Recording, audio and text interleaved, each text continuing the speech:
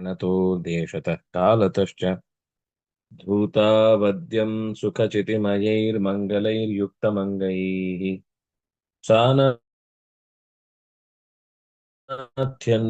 विदददधिकं ब्रह्मनारायणाख्यम् भूषारत्नं भुवनवलयस्याखिलाश्चर्यरत्नम् लीलारत्नं जगद्देवतामौलिरत्नम् चिन्तारत्नं जगति भजतां सत्सरोजद्युरत्नं कौसल्यायालसतु मम हृन्मण्डले पुत्ररत्नम् अवयन्तं रामकीर्त्या हनूमन्तमुपास्महे मुख्यप्रावीरसुवर्णानां निकषाश्मायितं बभौ स्वान्तस्थानन्तशय्याय पूर्णज्ञानरसार्णसे उत्तुङ्गवाक्तरङ्गाय मध्वदुःखाब्दये नमः सूक्तिरत्नाकरे रम्ये मूलरामायणार्णवे विहरन्तो महीयां सः प्रीयन्तां गुरवो मम वाल्मीकिर्गौः पुनीयान्नः महीतरपदाश्रया यद्दुग्धमुपजीवन्ति कवयस्तर्णका इव स्वस्तिस्तु सतां हरिः ओम्।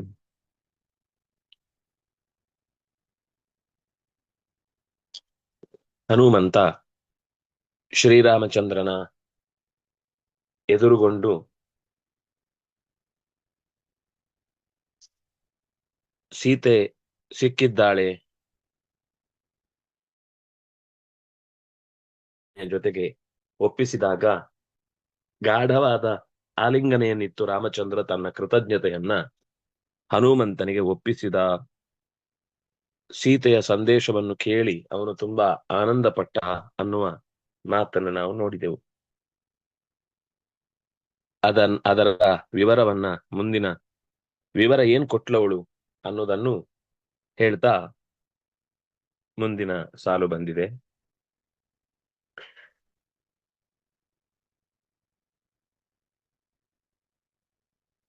ಇದ್ರಲ್ಲಿ ನಿಮ್ಮ ಸಾಲು ಯಾವುದು ಅಂತ ಹೆಸರು ಗೊತ್ತಾದ್ರೆ ನಾನು ಕರೀಲಿಕ್ಕೆ ಸುಲಭ ಆಗುತ್ತೆ. ಇದ್ರಲ್ಲಿ ಹೆಸರು ಗೊತ್ತಾಗ್ತಿಲ್ಲ ಕೆಲವರದ್ದು. ಕೇಳಿಸ್ತಿದ್ಯಾ? ಹಾ, ಕೇಳಿಸ್ತಾ ಇದೆ. ಸರಿ. ಕೃಷ್ಣಾಯ ನಮಃ. ನೀನಾ? ಅಲ್ಲ ಚಂದ, ನಂದು ಗುರುರಾಜ ಅಂತ ಬರ್ಕೊಂಡಿದ್ದೀನಿ. ಹೌದಾ? ಈಗ ಓಪನ್ ಆಗ್ತಿಲ್ಲ.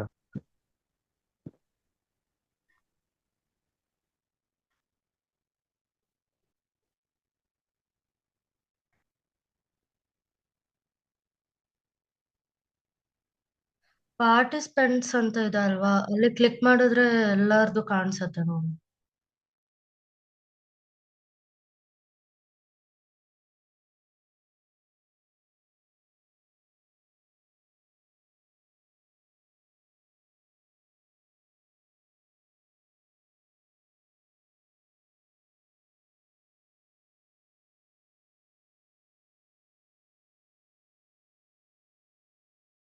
ದೀಪ ಅವ್ರು ಹೇಳಿ. ಕಾಂತಾಯ ಸ್ಥಿರ ಕವಿಧಿಂ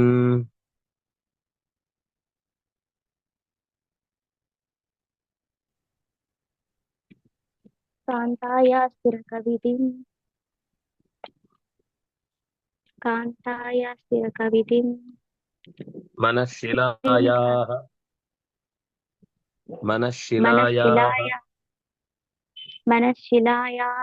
मनःशिलायाः ಕಾಕಾಕ್ಷಿ ಕ್ಷತಿಮಪಿ काकाक्षीमसि ಇನ್ನೊಂದ್ಸರಿ ಹೇಳಿ.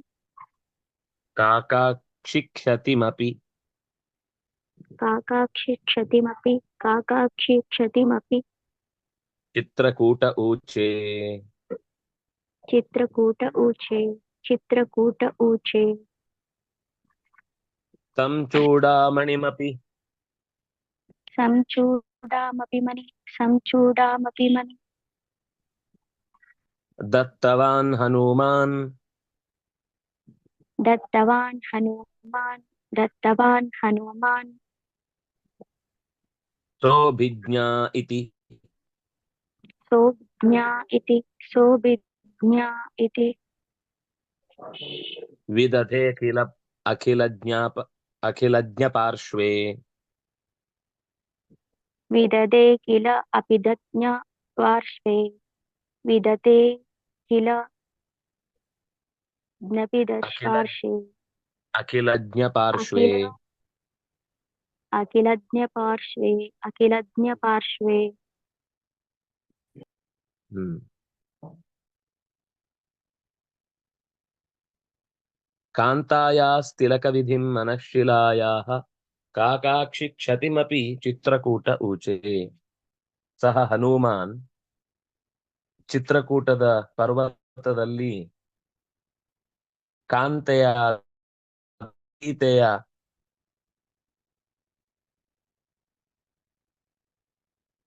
ಆ ಅಂದ್ರೆ ಸೀತೆಯ ಮತ್ತು ರಾಮನ ನಡುವೆ ನಡೆದ ಏಕಾಂತದ ಘಟನೆಯನ್ನು ಇಟ್ಟುಕೊಂಡು ಅಲ್ಲಿ ಹೇಳ್ತಾ ಇದ್ದಾರೆ.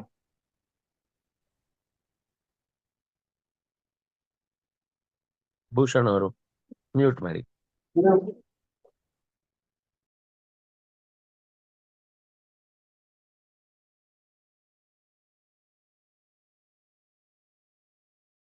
ಚಿತ್ರಕೂಟದಲ್ಲಿರ್ಬೇಕಾದ್ರೆ ಒಂದು ಶಿಲೆಯಿಂದ ಹಣೆಗೆ ತಿಲಕ ಇಡುವುದಕ್ಕೋಸ್ಕರ ಆ ಕೂಡಿಸಿದ್ದ ಸಂದರ್ಭದಲ್ಲಿ ಮನಃಶಿಲಾಯಾಹ ತಿಲಕ ವಿಧಿಂ, ಮನಃಶಿಲಾ ಅಂತ ಒಂದು ಕಲ್ಲು, ಅದರ ರಸದಿಂದ ಸೀತೆಗೆ ತಿಲಕ ಇಡುವ ಹೊತ್ತಿನಲ್ಲಿ ಒಂದು ಕಾಗೆ ತನ್ನ ಕೊಕ್ಕಿನಿಂದ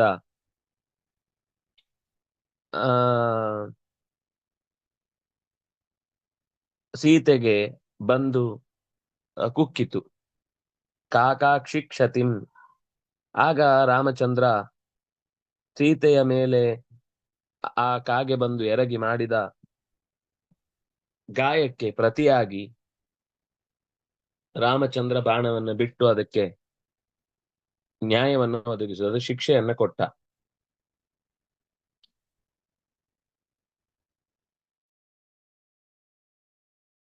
ಗಂಡ ಪಾರ್ಶ್ವ ಅಂದ್ರೆ ಕೆನ್ನೆಯ ಬಳಿಯಲ್ಲಿ ರಾಮಚಂದ್ರ ಆ ಶಿಲೆಯಿಂದ ದೃಷ್ಟಿಬೊಟ್ಟನ್ನ ಕೆನ್ನೆಗೆ ಇಡುವ ಸಂದರ್ಭ ಅಂತ, ಅಂದ್ರೆ ಕೆನ್ನೆಗೂ ಹಣೆಗೂ ಎರಡಕ್ಕೂ ಇಡ್ತಾ ಇದ್ದಾನೆ. ಮನಃಶಿಲಾಯಾಹ ತಿಲಕಃ ಗಂಡ ಪಾರ್ಶ್ವೇ ನಿವೇಶಿತ.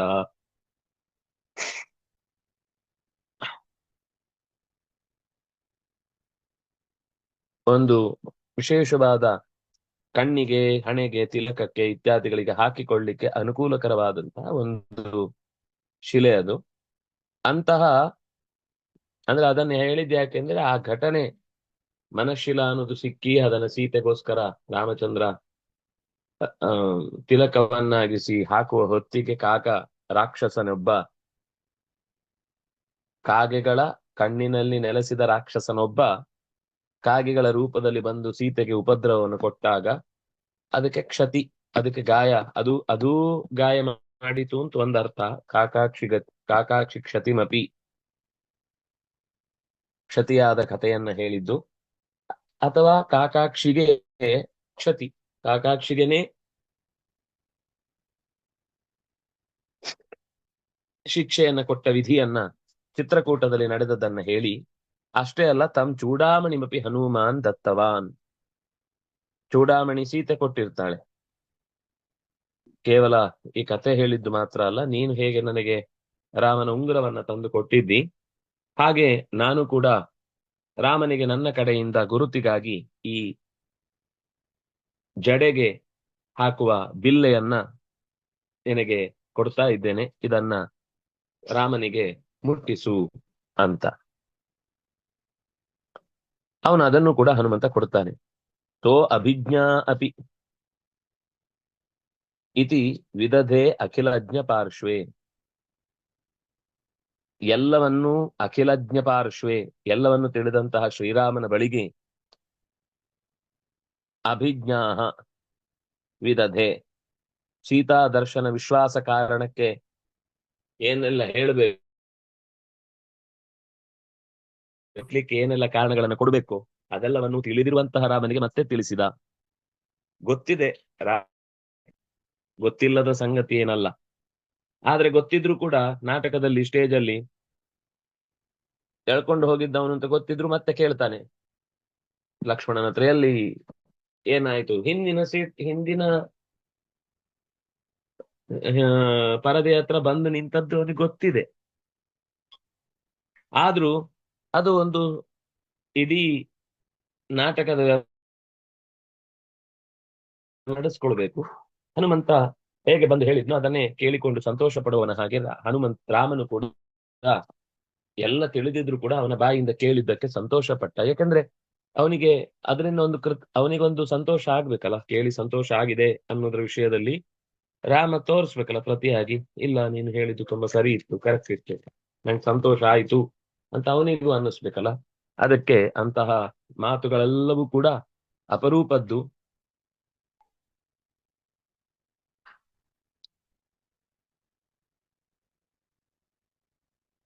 ರಾಮನಿಗೆ ಎಲ್ಲವನ್ನು ಒಪ್ಪಿಸಿದ.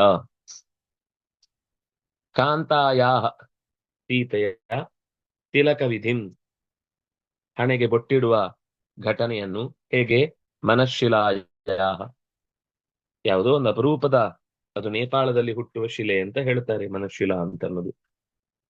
ಆ ಶಿಲೆಯ ರಸದಿಂದ ಹಣೆಗೆ ಕೆನ್ನೆಗೆ ಬೊಟ್ಟಿಡುವ ಕಾರ್ಯವನ್ನು ನೆನಪಿಸಿದ್ದಾಳೆ ಸೀತೆ.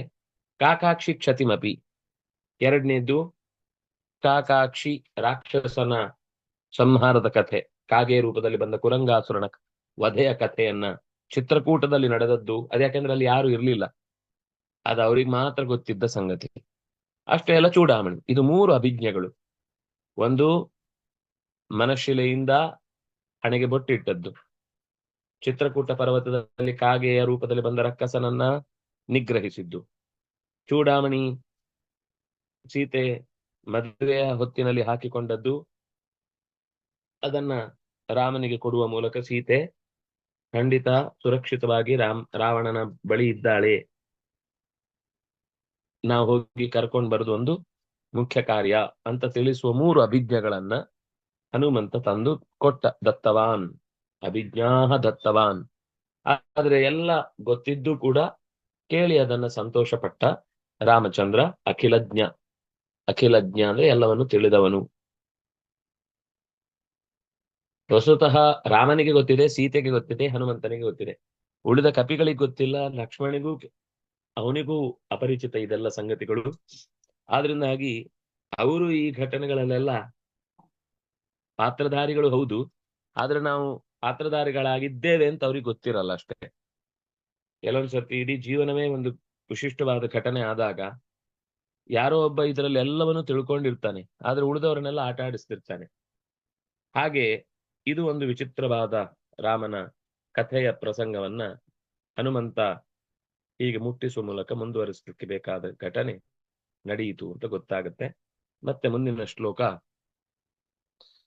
ಈ ಶ್ಲೋಕದಲ್ಲಿ ಕಾಂತಾಯಾಹ ಸ್ತ್ರೀಲಿಂಗ ಷಷ್ಠಿ ಏಕ ತಿಲಕ ವಿಧಿಂ, ತಿಲಕಸ್ಯ ವಿಧಿ ತಿಲಕ ವಿಧಿ ತಂ ತಿಲಕ ವಿಧಿಂ ದ್ವಿತೀಯ ಏಕ, ಮನಶಿಲಾ ಅಂತ ಶಬ್ದ, ಅದರ ಷಷ್ಠಿ ಏಕ ಕಾಂತಾಯಾಹ ಇದ್ದ ಹಾಗೆ ಶಿಲಾಯಾಹ, ಕಾಕಾಕ್ಷಿ ಗತಂ ಕಾಕಾಕ್ಷಿ ಕ್ಷತಿಂ, ಕಾಕಸ್ಯ ಅಕ್ಷಿ ಕಾಕಾಕ್ಷಿ, ಕಾಕಾಕ್ಷಿಣಃ ಕ್ಷತಿ ಕಾಕಾಕ್ಷಿ ಕ್ಷತಿ ತಂ ಕಾಕಾಕ್ಷಿ ಕ್ಷತಿಂ, ಸ್ತ್ರೀಲಿಂಗ ದ್ವಿತೀಯ ಏಕ ಅಪಿ ಅವ್ಯಯ ಚಿತ್ರಕೂಟೆ, ಚಿತ್ರಕೂಟದಲ್ಲಿ ಸಪ್ತಮಿ ಏಕ. ಅಲ್ಲಿ ಚಿತ್ರಕೂಟ ಅಂತಿದೆಯಲ್ವಾ ಅಂತ ಒಂದು ಪ್ರಶ್ನೆ. ಅದು ವ್ಯಾಕರಣದ ದೃಷ್ಟಿಯಲ್ಲಿ ಅಲ್ಲಿ ಲೋಪ ಆಗಿ, ಅಂದ್ರೆ ಏಚೋಯವಾಯಾವಹ ಅಂತ ಅಯಾದೇಶ ಬಂದು ಯಕಾರ ಲೋಪ ಆಗಿ ಚಿತ್ರಕೂಟ ಅಂತ ಉಳ್ಕೊಂಡಿದೆ. ತಂ ದ್ವಿತೀಯ ಏಕ, ಚೂಡಾಮಣಿಂ ದ್ವಿತೀಯ ಏಕ ಅಪಿ ಅವ್ಯಯ, ದತ್ತವಾನ್ ಹನುಮಾನ್, ಎರಡು ಪುಲ್ಲಿಂಗ ಪ್ರಥಮ ಏಕ, ದತ್ತವಾನ್ ತವತು ಪ್ರತ್ಯಯ, ಹನುಮಾನ್ ಮತು ಪ್ರತ್ಯಯ, ಸಹ ಪುಲ್ಲಿಂಗ ಏಕ, ಅಭಿಜ್ಞಾಹ ಸ್ತ್ರೀಲಿಂಗ ದ್ವಿತೀಯ ಬಹು ಇತಿ ಅವ್ಯಯ, ವಿದಧೆ ಧಾನ್ಯ ಧಾರಣೆ ಲಿಟ್ ಪ್ರಥಮ ಏಕ, ಅಖಿಲಜ್ಞ ಅಖಿಲಂ ಜಾನಾತೀತಿ ಅಖಿಲಜ್ಞ, ಎಲ್ಲವನ್ನು ತಿಳಿದವನು, ತಸ್ಯ ಪಾರ್ಶ್ವೆ ಅವನ ಬಳಿಯಲ್ಲಿ ಎಲ್ಲವನ್ನು ಹೇಳಿದ. ವಾರುಣಿಯವರು ಹೇಳಿ.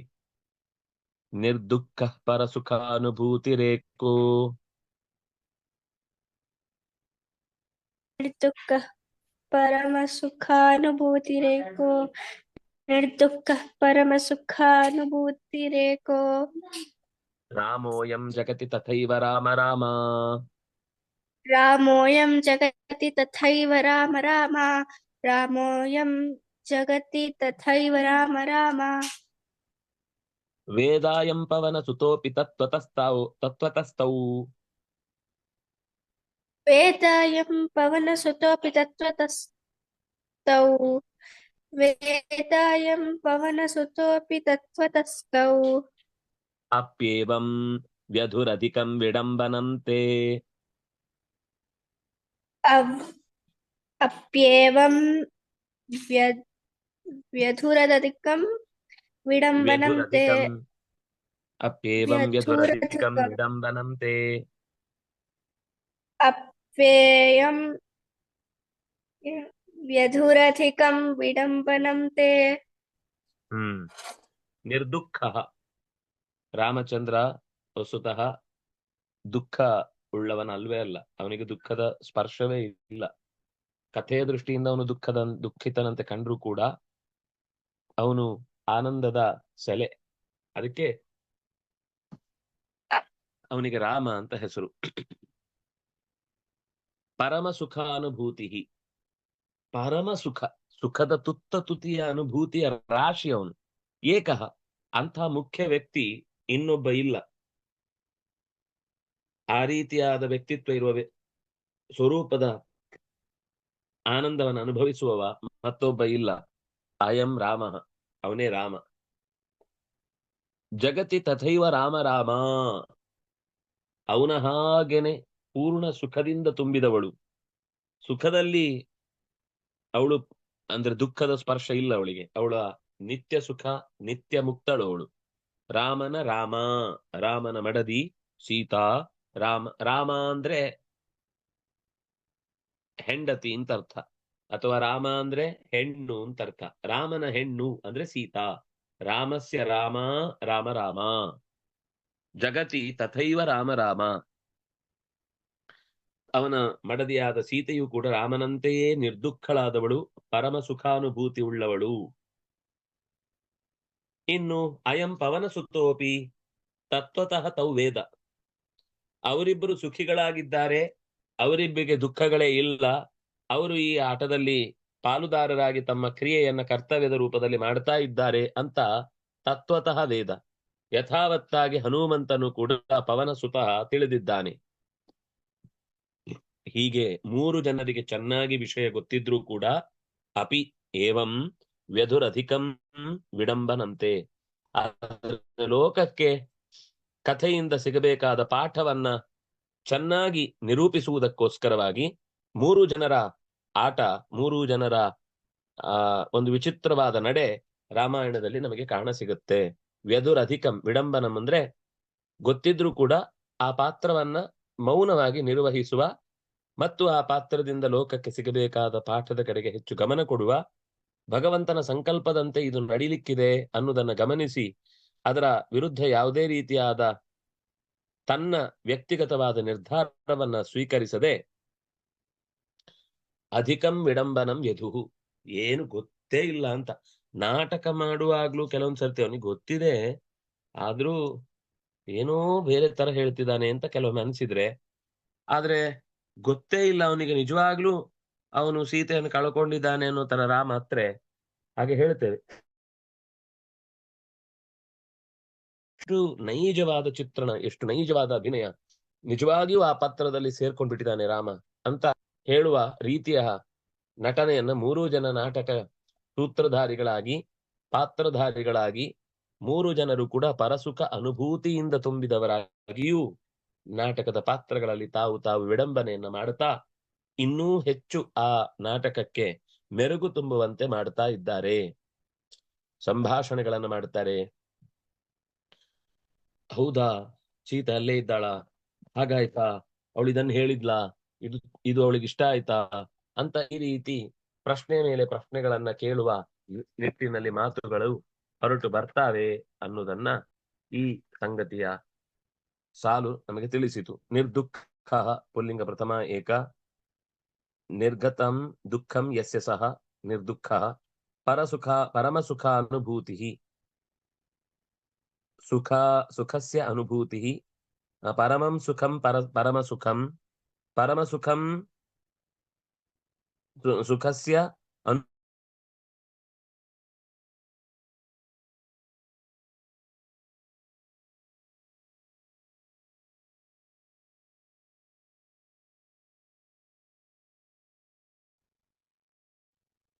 अनुभूतिः यस्य अस्ति एकः पुल्लिङ्ग प्रथमा विभक्ति एकवचन रामः अयं पुल्लिङ्ग प्रथमा एक ರಾಮೋಯಂ ಪೂರ್ವರೂಪ ಸಂಧಿ ಅಯಂ ಅಂತ ಅಕಾರ ಅಲ್ಲಿ ಅವಗ್ರಹ ಚಿಹ್ನೆಯಲ್ಲಿ ಕಾಣ್ತಾ ಇರೋದ್ರಿಂದ ಗೊತ್ತಾಗುತ್ತೆ. ಜಗತಿ ಜಗತ್ ಜಗತೌ ಜಗತಃ ಜಗತಂ ಜಗತೌ ಜಗತಃ ಸಪ್ತಮಿ ಏಕವಚನ ಜಗತಿ ಜಗತ್ತಿನಲ್ಲಿ. ತಥೈವ ತಥಾ ಏವ ವೃದ್ಧಿ ಸಂಧಿ ಎರಡು. ರಾಮಸ್ಯ ರಾಮ ರಾಮ ರಾಮ ಸ್ತ್ರೀಲಿಂಗ ಪ್ರಥಮ ಏಕ ವೇದ ಲಟ್ ಪ್ರಥಮ ಏಕ ವಿದಜ್ಞಾನೆ ಅಯಂ ಪುಲ್ಲಿಂಗ ಪ್ರಥಮ ಏಕ ಪವನಸುತಃ ಪುಲ್ಲಿಂಗ ಪ್ರಥಮ ಏಕ ಅಪಿ ಅವ್ಯಯ ಪವನಸುತೋಪಿ ಪೂರ್ವರೂಪ ಸಂಧಿ ತತ್ವತಃ ಅದು ತಸ್ ಪ್ರತ್ಯಂತವಾದ ಅವ್ಯಯ. ತೌ ತೌ ಅಂದ್ರೆ ಅವರಿಬ್ಬರು ಅವರಿಬ್ಬರನ್ನು. ದ್ವಿತೀಯ ಭಕ್ತಿ ದ್ವಿವಚನ. ಅಪ್ಯೇವಂ ಅಪಿ ಏವಂ ಅಪ್ಯೇವಂ ಎಂಡ್ ಸಂಧಿ ಎರಡು ಕೂಡ ಅವ್ಯಯ. ತೌ ಅಪಿ ತಾವಪಿ ಇಂತಾಗಿದೆ ವಾಂತಾದೇಶ ಸಂಧಿ. ವ್ಯಧುಹು ಧಾನ್ಯ ಧಾರಣೆ ಲಿಟ್ ಪ್ರಥಮ ಬಹು. ಅಧಿಕಂ ಅವ್ಯಯ ಅಥವಾ ಇಲ್ಲಿ ದ್ವಿತೀಯ ಭಕ್ತಿ ಏಕವಚನ ಕ್ರಿಯಾ ವಿಶೇಷಣವಾಗಿ ಬಂದದ್ದು. ವಿಡಂಬನಂ ವಿಡಂಬನೆಯು ನಪುಂಸಕಲಿಂಗ ಪ್ರಥಮ ಏಕ. ತೇ ಅಂದ್ರೆ ಅವರು ಮೂವರು ಹನುಮಾನ್ ಸೀತಾ ರಾಮ ಈ ಮೂವರು ಕೂಡ ಸಹ ತೌತೆ ಅವರೆಲ್ಲರೂ ಕೂಡ ವಿಡಂಬನೆಯನ್ನ ಲೋಕದ ಕಥಾ ವ್ಯಾಪ್ತಿಯನ್ನು ಮುಂದುವರಿಸುವುದಕ್ಕೋಸ್ಕರ ಹೀಗೆ ಮಾಡ್ತಿದ್ದಾರೆ ಅನ್ನುವ ಅಂಶವನ್ನ ಹೇಳಿದ್ರು. ಗುರುರಾಜ ಹೇಳು. ಜಾತಾಂ ಸೇವಾ ಸಮುದ್ರಾತ್ ಜಾತಾಂ ಸೇವಾ ಸಮುದ್ರಾತ್ ಜಾತಾಂ ಸೇವಾ ಸಮುದ್ರಾತ್ ಸ್ವಪದ ಸರಸಿಜೆ ಸರ್ಪಿತಾಂ ಸ್ವಪ್ರಕಾಶಾಂ ಸ್ವಪದ ಸರಸಿಜೆ ಸ್ವರ್ಪಿತಾಂ ಸ್ವಪ್ರಕಾಶಾಂ ಸ್ವಪದ ಸರಸಿಜೆ ಸ್ವರ್ಪಿತಾಂ ಸ್ವಪ್ರಕಾಶಾಂ ನಿರ್ದೋಷಾಮರ್ಘಹೀನಾಂ ನಿರ್ದೋಷಾಮರ್ಘಹೀನಾಂ ಜಗತಿ ಹನುಮತೋ ಭಕ್ತಿಮಾಣಿಕ್ಯಮಾಲಾಂ ಜಗತಿ ಹನುಮತೋ ಭಕ್ತಿಮಾಣಿಕ್ಯಮಾಲಾಂ ಜಗತಿ ಹನುಮತೋ ಭಕ್ತಿಮಾಣಿಕ್ಯಮಾಲಾಂ ದೃಷ್ಟ್ವಾ ತಸ್ಮೈ ಪ್ರದಾತುಂ ದೃಷ್ಟ್ವಾ ತಸ್ಮೈ ಪ್ರದಾತುಂ ಸಕಲಮಸದೃಶಂ ಚಿಂತಯನ್ ರಾಮದೇವ ಸಕಲಮಸದೃಶಂ ಚಿಂತಯನ್ ರಾಮದೇವಃ ಸಕಲಮಸದೃಶಂ ಚಿಂತಯನ್ ರಾಮದೇವಃ ಪ್ರಾದಾದಾತ್ಮಾನಮೇವ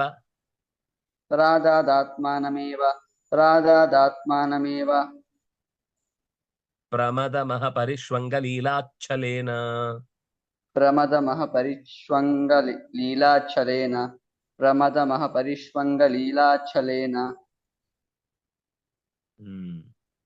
ರಾಮದೇವ ಹನುಮಂತನಿಗೆ ಏನ್ ಕೊಟ್ಟ? ಆತ್ಮಾನಮೇವ ತನ್ನನ್ನೇ ತಾನು ಕೊಟ್ಟ. ರಾಮದೇವ ಈ ಹನುಮಂತನ ಸಮುದ್ರದ ದಾಟುವಿಕೆಯ ಮೂಲಕ ಲಂಕೆಯನ್ನ ಹೊಕ್ಕು ಲಂಕೆಯ ಒಡೆಯನಿಗೆ ಎಚ್ಚರವನ್ನ ಕೊಟ್ಟು ತಿಳುಕೊಳ್ಳದೆ ಪ್ರತಿಕ್ರಿಯೆ ಈ ವಿಚಿತ್ರ ಉಲ್ಟಾ ಪ್ರತಿಕ್ರಿಯೆ ಕೊಟ್ಟಾಗ ಅದಕ್ಕೆ ಸರಿಯಾದ ಸರ್ಜಿಕಲ್ ಸ್ಟ್ರೈಕ್ ಅನ್ನ ಮಾಡಿಯೇ ಮರಳಿ ಬಂದಂತ ಹನುಮಂತನಿಗೆ ಏನ್ ಕೊಡಬಹುದು ಹೇಳಿ? ರಾಮ ಒಬ್ಬ ರಾಜನಾಗಿ ಅವನನ್ನೇ ಕೊಟ್ಟ. ನಾವು ಪ್ರಜೆಗಳೇ ಪ್ರಭುಗಳು. ಹಾಗಾಗಿ ನಾವೆಲ್ಲರೂ ಅವರನ್ನ ನಂಬಿ ಅವ್ರು ಮಾಡ್ತಾ ಇರುವ ಕೆಲಸದ ಕಡೆಗೆ ಸೇನೆಗೆ ಸಹಕಾರ ಕೊಡ್ಬೇಕು. ಅವರನ್ನು ಪ್ರಶ್ನೆ ಮಾಡೋದಲ್ಲ. ಸಾಕ್ಷಿ ಕೊಡಿ, ಅಲ್ಲಿ ಹೋಗಿದ್ರ, ಇದೆಲ್ಲ ಬಕ್ವಾಸು, ಇದಕ್ಕೆ ಅರ್ಥ ಇಲ್ಲ, ಇದೆಲ್ಲ ನಾಟಕ. ಇಷ್ಟು ಪ್ರಶ್ನೆ ಬಂದಿತ್ತಲ್ಲ ಕೆಲವರಿಗೆ ಬಹಳ ಹಿಂದೆ, ಈ DRDO ಎಲ್ಲ ಯಾಕೆ ಬೇಕು, ರಕ್ಷಣಾ ವ್ಯವಸ್ಥೆಗೆ ಇಷ್ಟು ದುಡ್ಡು ಯಾಕೆ ಖರ್ಚು ಮಾಡ್ಬೇಕು? ಇವತ್ತು 600 ಡ್ರೋನ್ಗಳೆಲ್ಲ ಬಂದು ತಲೆ ಒಳಗೆ ಬಿದ್ದಿದ್ರೆ ಏನಾಗ್ತಿತ್ತು? ಅಯ್ಯೋ ಅಲ್ಲೆಲ್ಲ ಹೋಗ್ತಿತ್ತು ಅಂತ. ನಾಳೆ ಅಲ್ಲಿ ಮುಗಿದ್ಮೇಲೆ ಇಲ್ಲಿಗೆ ಬರುದದು. ಇಲ್ಲಿದ್ದವರೇ ಸಾಕು ಬೇಕಾದಷ್ಟು ಜನ. ಅದರಿಂದಾಗಿ ರಾಮಚಂದ್ರ ಅಂತಹ ಮಹಾಕಾರ್ಯ ಮಾಡಿ ಬಂದವನನ್ನ ಪರಮ ಪ್ರೀತಿಯಿಂದ ಅವನನ್ನ ಆಲಿಂಗಿಸಿ ನಂಬಿ ನಿಜವಾದ ಗೌರವವನ್ನು ಸಲ್ಲಿಸಿದ ಮಹಾ ಕೆಲಸ ಮಾಡಿ ಬಂದಂತಹ ಹನುಮಂತನಿಗೆ ಆತ್ಮಾನಮೇವ ಆತ್ಮ ಸಮರ್ಪಣೆ ಮಾಡಿದ ಅಂತ. ಯಾವಾಗ್ಲೂ ಡಿಫೆನ್ಸ್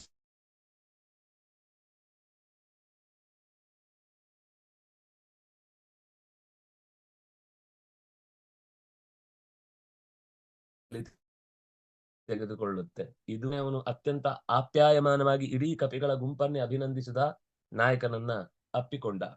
ಆಗ ಹನುಮಂತನನ್ನ ಅಪ್ಪಿಕೊಂಡ್ರೆ ನಮ್ಮೆಲ್ಲರನ್ನ ಅಪ್ಪಿಕೊಂಡ ಹಾಗೆ ಅಂತ ಕಪಿಗಳಿಗೆಲ್ಲ ಆನಂದ. ಯಾಕಂದ್ರೆ ಹನುಮಂತ ಅವರಿಗೆ ಇಷ್ಟ. ಅವನನ್ನ ಮಾತ್ರ ಅಪ್ಪಿಕೊಂಡ್ರು, ನನಗೆ ಮೆಡಲೇ ಕೊಡ್ಲಿಲ್ಲ, ನಂಗೆ ಬರೀ ಪೆಡ್ಲು ತುಳಿಯೋದೇ ಕೆಲಸ ಅಂತ ಬೇಸರದ ಹುಚ್ಚಾಟದ ಮಾತುಗಳನ್ನ ಯಾವ ಕಪಿಗಳು ಆಡ್ಲಿಲ್ಲ. ಹನುಮಂತನ ಮತ್ತು ರಾಮಚಂದ್ರನ ಆಲಿಂಗನದ ವರ್ಣನೆಯನ್ನ ಈ ಪದ್ಯ ಮಾಡ್ತಾ, ಸೇವಾ ಸಮುದ್ರಾತ್ ಜಾತಾಂ, ಸೇವೆಯ ರಾಶಿ ಹನುಮಂತ ಮಾಡಿದ್ದು ಒಂದಲ್ಲ ಎರಡಲ್ಲ. ಹುಡುಕಿದ್ದಾಯ್ತಾ, ಸಮುದ್ರ ತೀರಕ್ಕೆ ಹೋಗಿ ಹಾರಿದ್ದು, ಅಲ್ಲಿ 3 ರಕ್ಕಸರನ್ನ ಅಥವಾ 3 ಉಪದ್ರವಗಳನ್ನ ಮೀರಿ ಲಂಕಿನಿಯನ್ನ ಓಡಿಸಿ ರಾಕ್ಷಸರ 3ನೇ ಒಂದು ಭಾಗದ ಸೇನೆಯನ್ನ ಮುಗಿಸಿ ಸೀತೆಗೆ ಭರವಸೆಯನ್ನ ತುಂಬಿ ರಾವಣನಿಗೆ ಎಚ್ಚರವನ್ನ ಕೊಟ್ಟು ಲಂಕೆಗೆ ಸರಿಯಾದ ಶಾಸ್ತಿ ಮಾಡಿ ಸೀತೆಗೆ ರಾಮನ ಸುಳಿವನ್ನ ಕೊಟ್ಟು ಸೀತೆಯಿಂದ ರಾಮನಿಗೆ ಬೇಕಾದ ಉಡುಗೊರೆಯನ್ನು ಹೊತ್ತು ಮರಳಿ ಕಪಿಗಳ ಗುಂಪನ್ನ ಸೇರಿ ರಾಮನಲ್ಲಿಗೆ ಬಂದು ಅಷ್ಟೂ ಘಟನೆಯನ್ನು ವಿವರಿಸಿದ. ಇದು ಎಷ್ಟು ಉಪಕಾರ. ಸೇವಾ ಸಮುದ್ರ, ಸೇವಾ ಸಮುದ್ರಾತ್ ಜಾತಾಂ, ಸೇವಾ ಸಮುದ್ರವೆಂಬಂತಹ ಮಹಾ ಕಡಲಿನಲ್ಲಿ ಹುಟ್ಟಿದ ಸ್ವಪದ ಸರಸಿಜೆ ಸ್ವರ್ಪಿತಾಂ, ಅಂದ್ರೆ ಹನುಮಂತ ಹುಟ್ಟಿದ್ದು ಒಂದು ಮಾಣಿಕ್ಯದ ಹಾಗೆ ಅಂತ. ಅನೇಕ ಮುತ್ತು ರತ್ನಗಳು ಸಮುದ್ರದ ಮಥನದಲ್ಲ ಹುಟ್ಟಿದ್ದಲ್ವೇ, ಹಾಗೆ ಇದು ಕೂಡ ಒಂದು ರತ್ನಾಕರ ಅಂತ ಸಮುದ್ರಕ್ಕೆ ಹೆಸರು. ಅಲ್ಲಿಂದ ಹುಟ್ಟಿದ ರತ್ನ ಇದು, ಸೇವೆ ಎಂಬ ಸಮುದ್ರದಿಂದ ಹುಟ್ಟಿದ ರತ್ನ ಇದು. ಶ್ರೀರಾಮಚಂದ್ರನ ಪದತಲವೆಂಬ ಕಮಲದಲ್ಲಿ ಚೆನ್ನಾಗಿ ಸ್ವರ್ಪಿತ, ಪರಿಪೂರ್ಣವಾದ ಭಾವನೆಯಿಂದ ಅರ್ಪಿಸಲ್ಪಟ್ಟ ಸ್ವಪ್ರಕಾಶ. ಅದಕ್ಕೆ ಮತ್ತೊಂದು ಬೆಳಕು ಬೇಡ. ಇದು ಯಾರು ಅಂತ ನರತ್ನ ಅನ್ವಿಷ್ಯತೆ ಮೃಗ್ಯತೆ ಹಿತತ್, ಅದು ತಾನಾಗೆ ತಾನು ಇದ್ದೇನೆ ಅಂತ ಗುರುತಿಸಲ್ಪಡುತ್ತೆ. ಅದಕ್ಕೆ ಇನ್ನೊಬ್ರು ಲೈಟ್ ಹಾಕಿ ತೋರಿಸ್ಬೇಕಾಗಿಲ್ಲ ಮಾಣಿಕ್ಯಕ್ಕೆ, ರತ್ನಕ್ಕೆ. ಹಾಗೆ ಹನುಮಂತ ಸ್ವಪ್ರಕಾಶ, ನಿರ್ದೋಷಾಂ, ಗುಣಗಳನ್ನೇ ಹೇಳಬೇಕಷ್ಟೇ ಹೊರತು ದೋಷಗಳನ್ನು ಹೇಳಲಿಕ್ಕೆ ಜಾಗವೇ ಇಲ್ಲ. ಅರ್ಘಹೀನಾಂ, ಅರ್ಘ ಅಂದ್ರೆ ಬೆಲೆ, ಬೆಲೆ ಇಲ್ಲದ್ದು ಅಂತ ಅರ್ಥನ. ಅರ್ಘಹೀನ ಅಂತ ಏನ್ ಹೇಳ್ತಿದ್ದಾರೆ, ಬೆಲೆ ಕಟ್ಲಿಕ್ ಸಾಧ್ಯ ಇಲ್ಲದ್ದು ಅಂತ ಅರ್ಥ. ಅವನಿಗೆ ಅವನು ಮಾಡಿದ ಕೆಲಸಕ್ಕೆ ನೀವು ಯಾರೂ ಕೂಡ ಇಷ್ಟೇ ಇವನಿಗೆ ಸಾಮರ್ಥ್ಯ. ಅರ್ಘ ಅಂದ್ರೆ ಮೌಲ್ಯ. ಅವನು ಯಾವತ್ತು ಯಾವುದೇ ಒಂದು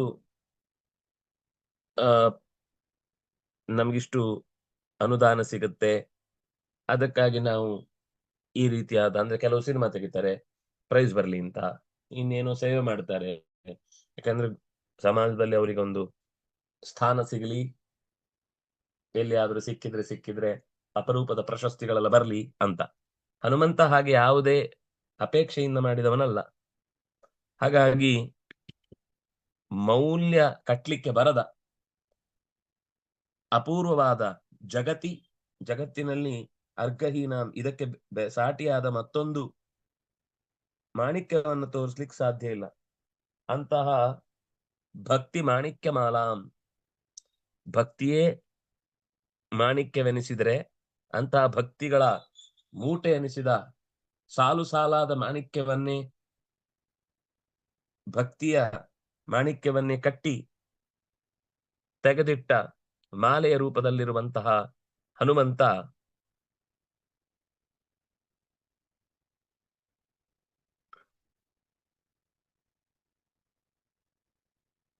ದೇವರಿಗೆ ಅರ್ಪಿಸ್ಲಿಕ್ಕೆ ಬಂದಾಗ ಸ್ವರ್ಪಿತಾಂ ಭಕ್ತಿ ಮಾಣಿಕ್ಯ ಮಾಲಾಂ ದೃಷ್ಟ ನೋಡಿ, ಯಾರು ಹನುಮಂತನ ಈ ಭಕ್ತಿ ಮಾಣಿಕ್ಯದ ಮಾಲೆಯನ್ನ ಕಂಡು ರಾಮಚಂದ್ರ ತಸ್ಮೈ ಅವನು ವಾಪಸ್ ಕೊಡ್ಬೇಕಲ್ಲ. ಸಕಲಂ ಅಸದೃಶಂ, ಇದಕ್ಕೆ ಸಾಟಿಯಾದ ಮತ್ತೊಂದು ಉಡುಗೊರೆಯನ್ನು ಹುಡುಕ್ಲಿಕ್ಕೆ ಸಾಧ್ಯ ಇಲ್ಲ. ಎಲ್ಲವನ್ನು ಕೊಟ್ಟರು ಅದು ಕಮ್ಮಿ ಆಗುತ್ತೆ. ಸಕಲಂ, ಉಳಿದ ಏನೇನು ಅವನಿಗೆ ಕಣ್ಣ ಮುಂದೆ ಕಾಣಿಸಿತ್ತೋ ಅದು ಹನುಮಂತನಿಗೆ ಕೊಡ್ಲಿಕ್ಕೆ ಯೋಗ್ಯವೇ ಅಲ್ಲ. ಹನುಮಂತನಿಗೆ ಕೊಡುವಂತದ್ದು ಇಲ್ಲಿರುವ ಯಾವ ಪದಾರ್ಥವೂ ಅಲ್ಲ. ಸಕಲಂ ಅಸದೃಶಂ ಚಿಂತಯನ್, ತನ್ನ ಬಳಿ ಇರುವ ಎಲ್ಲ ವಸ್ತುಗಳನ್ನು ಕೂಡ ರಾಮಚಂದ್ರನ ಮನಸ್ಸಿನಲ್ಲಿ ಹನುಮಂತನಿಗೆ ಏನಾದ್ರೂ ಒಳ್ಳೇದು ಕೊಡಬೇಕು ಅಂತ ಎಲ್ಲ ಹುಡುಕಿದ. ಅಲ್ಲಿ ಕಂಡ ಯಾವ ವಸ್ತು ಹನುಮಂತನಿಗೆ ಪ್ರಿಯವಾದದ್ದು, ಹನುಮಂತನಿಗೆ ಒಪ್ಪಿಗೆ ಆಗುವಂತದ್ದು, ಅಥವಾ ಹನುಮಂತನ ಕೆಲಸಕ್ಕೆ ಸಾಟಿಯಾದದ್ದು, ಅದಕ್ಕೆ ನ್ಯಾಯ ಕೊಡುವಂತದ್ದು, ಆ ಮೌಲ್ಯವನ್ನು ಗುರುತಿಸುವಂತದ್ದು ಅಂತ ಒಂದೇ ಒಂದು ವಸ್ತು ಕಾಣಲಿಲ್ಲ ರಾಮದೇವ. ಅಸದೃಶಂ, ಇದು ಸರಿಯಲ್ಲ. ಇಂಥ ಯಾವ ವಸ್ತು ಕೊಟ್ಟರು ಅವನ ಪ್ರೀತಿಗೆ ಬೆಲೆ ಕಟ್ಟಲಿಕ್ಕೆ ಸಾಧ್ಯ ಇಲ್ಲ. ಅವನ ಸೇವೆಗೆ ನಾವು ಏನಾದ್ರೂ ಕೊಟ್ರೆ ಅದು ಬೆಲೆ ಕಟ್ಟಿದ ಹಾಗೆ ತುಂಬಾ ಅದು ಕಮ್ಮಿ ಆಗ್ಬಿಡುತ್ತೆ. ಕೊನೆಗೆ ಏನ್ ಮಾಡಿದ? ಆತ್ಮಾನಮೇವ ಪ್ರಮದ ಮಹ ಪರಿಶ್ವಂಗಟಿ ಲೀಲಾಚ್ಛಲೇನ ಆತ್ಮಾನಮೇವ ಪ್ರಾದಾತ್. ಪ್ರಮದ ಅಂದ್ರೆ ಸಂತೋಷ, ಮಹ ಅಂದ್ರೆ ಉತ್ಸವ ಅಂತ ಅರ್ಥ. ಸಂತೋಷವೇ ಉತ್ಸವದಂತಾಯ್ತು ಅವನಿಗೆ. ಈ ರಾಮಚಂದ್ರನ ಭೇಟಿ, ಹನುಮಂತನ ಜೊತೆಗಿನ ಭೇಟಿಯೇ ಒಂದು ಉತ್ಸವದಂತಾಯಿತು. ಆನಂದದ ಉತ್ಸವದಂತೆ ಪರಿಶ್ವಂಗ ಲೀಲಾಚ್ಛಲೇನ, ಗಟ್ಟಿಯಾಗಿ ಅಪ್ಪಿಕೊಳ್ಳುವ ನೆಪದಲ್ಲಿ ತನ್ನನ್ನೇ ಕೊಟ್ಟ. ಅಪ್ಪಿಕೊಳ್ಳುವುದು ಅಂದ್ರೆ ಅದೇ ಅಲ್ವಾ? ಆತ್ಮಾನಮೇವ ಪ್ರಾದಾತ್, ತನ್ನನ್ನೇ ತಾನು ಕೊಟ್ಟ. ಇದು ಹನುಮಂತನಿಗೆ ಸಿಕ್ಕಿದ ದೊಡ್ಡ ಭಾಗ್ಯ. ಪ್ರಧಾನಿ ಅಕಸ್ಮಾತ್ ಕೈ ಕುಲುಕಿ ಒಂದು ಬೆನ್ತಟ್ಟಿ ಪ್ರೀತಿಯಿಂದ ಅಪ್ಪಿಕೊಂಡ್ರೆ ಜೀವನ ಇಡೀ ಮರಿಲಿಕ್ಕುಂಟ? ಇಲ್ಲ. ಅಂಥ ವ್ಯಕ್ತಿತ್ವ ಇರೋರಾಗ್ಬೇಕು. ಯಾರ್ಯಾರೋ ಆದ್ರೂ ಉಪಯೋಗ ಇಲ್ಲ. ಇಡೀ ಜೀವನದಲ್ಲಿ ನಾವು ಯಾರಿಗೆ ತುಂಬಾ ಬೆಲೆ ಕೊಡ್ತೇವೆ ಅಂಥ ವ್ಯಕ್ತಿಯೊಬ್ರು ಅಪ್ಪಿಕೊಂಡು ನಮಗೆ ಬೆನ್ತಟ್ಟಿ ಮಾತನಾಡಿಸಿದ್ರೆ ಅದು ಜೀವನದ ಸುಖಾನುಭವದ ತುತ್ತ ತುದಿ. ಅದರಲ್ಲೂ ರಾಮಚಂದ್ರನ ಜೊತೆಗಿನ ಸಂಬಂಧ ಅನ್ಯಾದೃಶವಾದದ್ದು ಹನುಮಂತನಿಗೆ. ಹಾಗಾಗಿ ಆಲಿಂಗನೆಯ ಸೌಖ್ಯದ ಸಂತೋಷವನ್ನ ಹನುಮಂತ ಅನುಭವಿಸ್ಲಿ ಅಂತ ರಾಮಚಂದ್ರ ಅದನ್ನೇ ಕೊಟ್ಟ. ಅವನದನ್ನ ಬಯಸ್ತಾನೆ, ಅವನ್ ಕೇಳಲ್ಲ. ಆದ್ರೆ ಅವನಿಗೆ ಕೊಟ್ರೆ ಸಂತೋಷ ಆಗುತ್ತೆ. ಅವನ್ ಬೇರೆ ಏನು ದುಡ್ಡು ಕೊಟ್ರೆ ನನ್ನ ಪ್ರೀತಿಯನ್ನು ಅಳೆದು ಬಿಟ್ರ, ನನ್ನ ಭಕ್ತಿಗೊಂದು ಬೆಲೆ ಕಟ್ಟಿದ್ರ ಅಂತ ಅವನು ಆಗ ಬೇಸರ ಮಾಡ್ಕೊಳ್ತಿದ್ದ. ಅವನಿಗೆ ಲಕ್ಷ ಲಕ್ಷ ಕೋಟಿ ಕೋಟಿ ಸಂಪತ್ತಿನ ಮೂಟೆಯನ್ನೇ ಅವನ ಮುಂದೆ ಇಟ್ಟಿದ್ರು ಅವನದನ್ನ ಆಯ್ಕೆ ಮಾಡುತ್ತಿರ್ಲಿಲ್ಲ. ಅವನಿಗೆ ಗೊತ್ತು ಅವನಿಗೇನ್ ಬೇಕು ಅಂತ. ಅದಕ್ಕೋಸ್ಕರನೇ ಅದನ್ನೇ ಕೊಟ್ಟ. ಎಲ್ಲ ಈ ಸ್ತ್ರೀಲಿಂಗದ ದ್ವಿತೀಯ ವಿಭಕ್ತಿಯಲ್ಲಿದೆ. ಜಾತಾಂ ಸ್ವರ್ಪಿತಾಂ ಸ್ವಪ್ರಕಾಶಾಂ ನಿರ್ದೋಷಾಂ ಅರ್ಘಹೀನಾಂ ಭಕ್ತಿ ಮಾಣಿಕ್ಯ ಮಾಲಾಂ, ಎಲ್ಲವೂ ಕೂಡ ದ್ವಿತೀಯ ವಿಭಕ್ತಿ ಏಕವಚನ.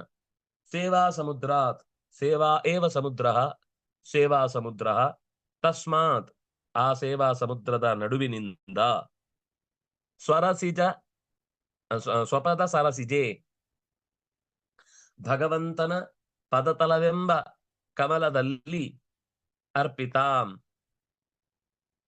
ಶ್ರೀರಾಮಚಂದ್ರನ ತನ್ನವನೆಂದ ರಾಮಚಂದ್ರನ ಪದತಲಗಳಲ್ಲಿ ಅರ್ಪಿಸಿದ ಅಂತ ಸಪ್ತಮಿ ಏಕವಚನ. ಸ್ವಸ್ಯ ಪದಂ ಸ್ವಸ್ಯ ಪದೇ ಸ್ವಪದೇ ಸ್ವಪದ ಸ್ವಪದೇ ಏವ ಸರಸಿಜೆ ಸ್ವಪದ ಸರಸಿಜೆ ಸ್ವಪದ ಸರಸಿ,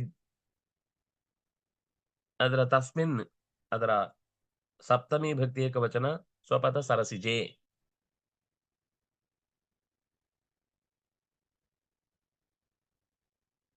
ಅಥವಾ ಪದಂ ಅಂತ ಒಂದನ್ನು ಇಟ್ಟುಕೊಂಡ್ರೆ ಸ್ಥಾನಂ, ಪದವೆಂಬ ಸ್ಥಾನವನ್ನು. ಸ್ವಪದಂ ಏವ ಸರಸಿಜಂ ಯಸ್ಮಿನ್, ಅಥವಾ ಸರಸಿಜಮಿವ, ಸರಸಿಜದಂತೆ ಪದಗಳು ಇರುವಂತದ್ದು. ತಸ್ಮಿನ್ ಸ್ವಪದ ಸರಸಿಜೆ ಸಪ್ತಮಿ ವಿಭಕ್ತಿ ಏಕವಚನ. ಸ್ವರ್ಪಿತಾಂ ಇದು ಬಂತು. ನಿರ್ದೋಷಾಂ ಸು ಅರ್ಪಿತಾಂ, ಸ್ವರ್ಪಿತಾಂ ಚೆನ್ನಾಗಿ ಒಪ್ಪಿಸಿದ್ದು. ಸ್ವಪ್ರಕಾಶಾಂ ತಾನು ತಾನಾಗೆ ಬೆಳಗುವಂಥದ್ದು. ನಿರ್ದೋಷಾಂ ದೋಷವೇ ಇಲ್ಲಂಥದ್ದು. ಅರ್ಕಹೀನಾಂ ಬೆಲೆ ಕಟ್ಲಿಕ್ಕೆ ಸಾಧ್ಯ ಇಲ್ಲದ್ದು. ಜಗತಿ ಸಪ್ತಮಿ ಏಕವಚನ. ಹನುಮತಃ ಷಷ್ಠಿ ಏಕ ಹನುಮಾನ್ ಹನುಮಂತೌ ಹನುಮಂತಃ ಷಷ್ಠಿ ಹನುಮತಃ ಹನುಮತೋ ಹನುಮತಾಂ ಭಕ್ತಿ ಮಾಣಿಕ್ಯ ಮಾಲಾಂ ಭಕ್ತಿ ಮಾಣಿಕ್ಯದ ಮಾಲೆ.